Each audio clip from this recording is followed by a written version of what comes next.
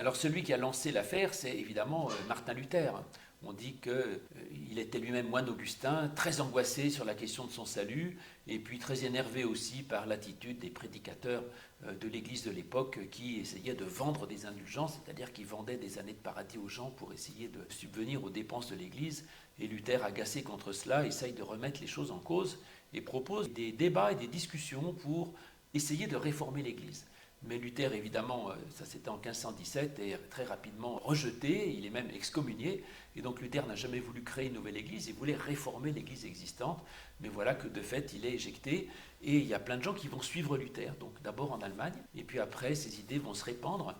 jusqu'en France avec Jean Calvin qui, une génération après, va reprendre les idées de Luther, et les idées de la réforme vont se répandre ainsi, avec Luther dans les pays germaniques et dans les pays du Nord, Calvin en France et en Suisse, et puis ça va aller jusqu'en Angleterre avec